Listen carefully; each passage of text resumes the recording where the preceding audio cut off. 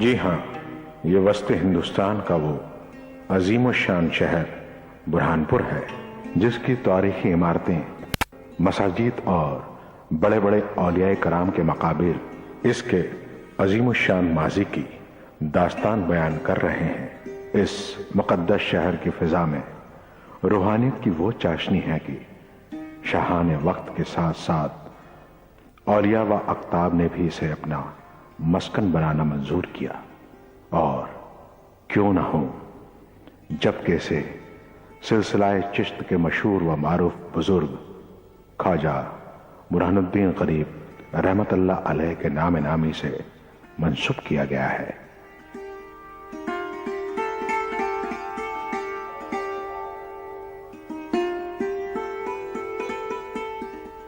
تاریخی اعتبار سے جہاں اس شہر کو آصف جاہی، عادل شاہی اور مغلیہ سلاطین نے اپنے حکومت میں مرکزی حیثیت دی، وہیں روحانیت اور دینی اعتبار سے بھی اسے کافی اہمیت حاصل ہے۔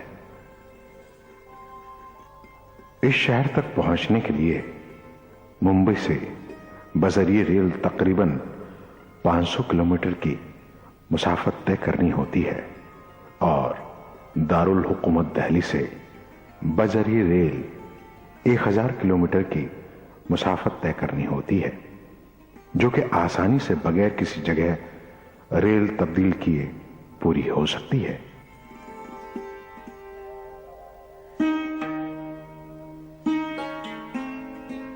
ایک طرف تو یہ شہر ان لمحات کا گواہ ہے جب شاہجہاں کی محبوب بیگم ممتاز محل نے اپنی زندگی کی آخری سانس لی تھی، اور تقریباً 6 ماہ کے طویل عرصے تک بیگم کے جسد خاکی کو اس سرزمین برہانپور میں عارضی طور پر رکھا گیا تھا۔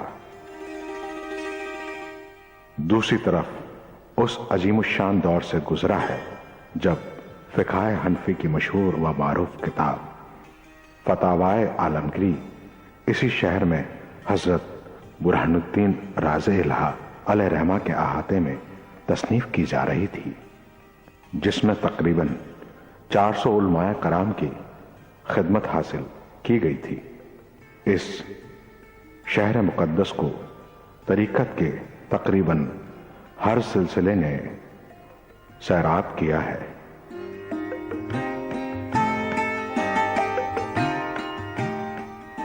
یہی وجہ ہے کہ دہلی کے بعد صرف یہاں پر 4 اقطاب موجود ہیں، جس میں خصوصیت کے ساتھ حضور سیدی شاہ بہاؤالدین واجن علیہ رحمہ، حضور سیدی نائب رسول علیہ رحمہ، محدث کبیر حضور سیدی شاہ عیسیٰ جند اللہ قادری علیہ رحمہ، اور سرکار برہانپور حضور سیدی شاہ نظام الدین عرف شاہ بھکاری علیہ رحمہ کے اسماعی گرامی ہیں۔ اس کے علاوہ صوبہ سندھ سے آئے ہوئے سینکڑوں اولیاء اللہ نے بھی اس سرزمین کو اپنا مسکن بنایا۔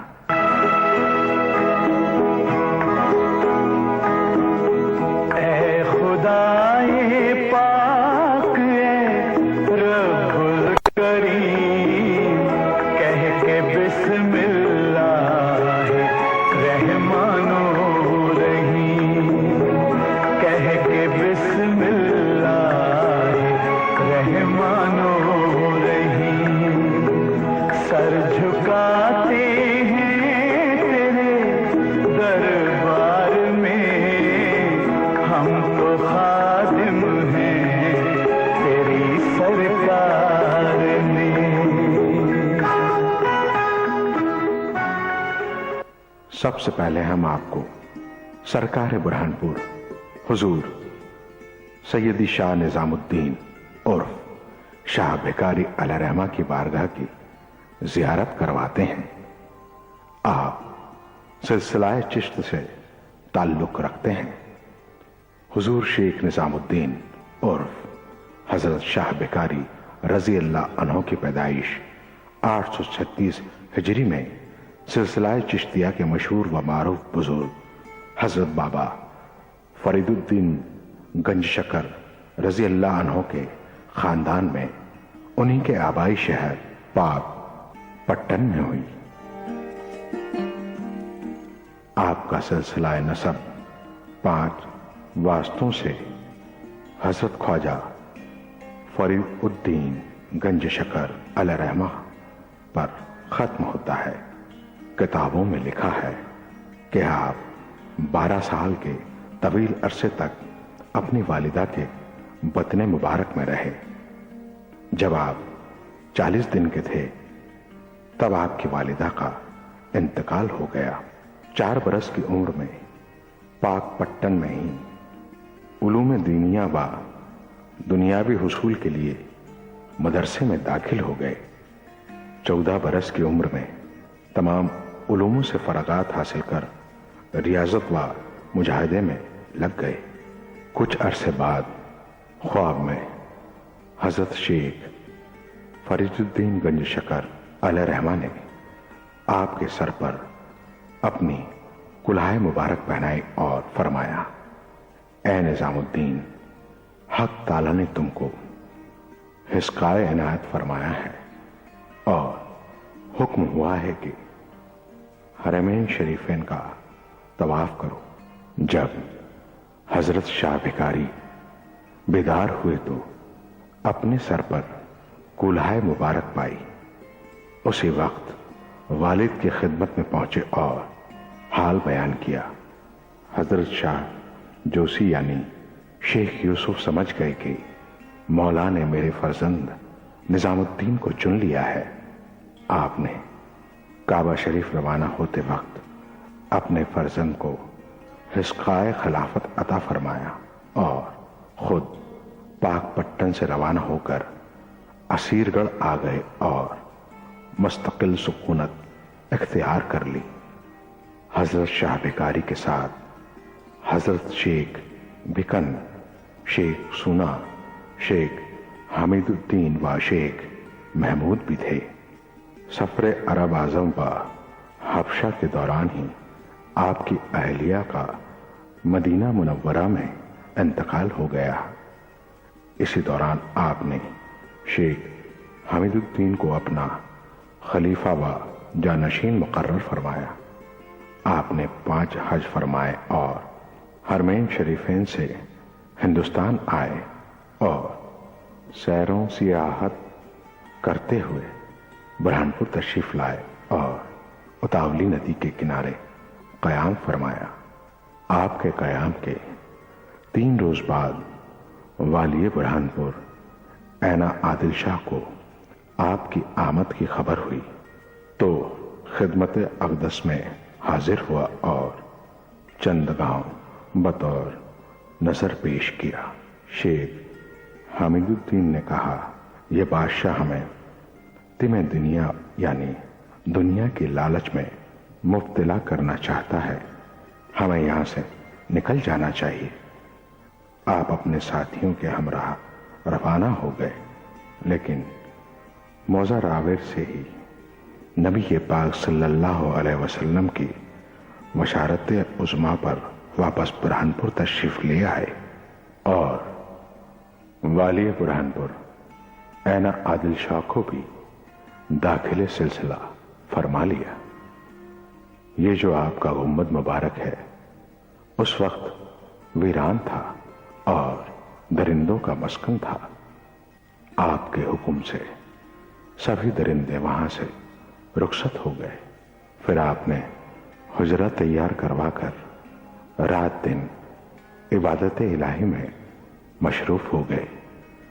مجاہدے کا یہ عالم تھا کہ آپ اپنے ساتھ ایک چھوٹا سا برتن سیاہ بچھوؤں سے بھرا ہوا ہمیشہ رکھا کرتے۔ جب نیند کا غلبہ ہوتا تو اس میں ہاتھ ڈال دیتے، بچھوؤں کے کاٹنے سے نیند کا خمار دور ہو جاتا اور آپ یاد الہی میں مشغول رہتے۔ آپ نے اپنی تمام عمر میں صرف سوا سیر جو تناول فرمایا وہ بھی नाए और मकाइन के शीरे में गूंद कर आप खुद छोटी सी टिकिया बनाते या शाह हमीदुद्दीन के हाथ पकवाते। आपके वजू के लिए हमेशा ताप्ती नदी से पानी लाया जाता था। एक दिन आपने अपना असा मुबारक उतावली की जमीन पर मारा, वहां से चश्मा जारी हो गया जो आज तक जारी है। एक मर्तबा एक साधु सैर करता हुआ हजरत की बारगाह में पहुंचा और आपकी जाहिरी हालत देखकर एक नारियल जो कि अक्सीर था आपकी नजर किया और चला गया। तवील अरसे बाद भी वापस आया तो आपका वही हाल देखा। कहा, अक्सीर से कोई फायदा नहीं उठा सके तो वो नारियल मुझे दे दो, मैं बहुत सी दौलत बनाकर आपको देता हूं। आपने फरमाया, वो कूड़ा कचरा हमने उतावली नदी में डाल दिया है, जाकर निकाल ला। साधु ने जाकर देखा तो नदी में इस तरह के सैकड़ों नारियल अक्सीर से भरे पड़े थे। इस करामात से साधु की अकल हैरत रह गई। आखिर मोतक़िद होकर मुसलमान हो गया। यह मज़ार पाक उसी साधु जो अब काका पीर अलमारूफ अब्दुल्ला शाह का है, जो हजरत शाह के कदमों में मौजूद है। आज भी हजरत का उर्स मुबारक ईद मिलादुन नबी के मौके पर मुनक़िद होता है और मगरिब की नमाज में हजारों का मजमा उतावली नदी में नमाज अदा करता है, जिसका मंजर निहायत ही रूह पुरवर होता है। आज भी हजरत के फैज़ व करम का चश्मा आशिकाने औलिया को सैराब कर रहा है।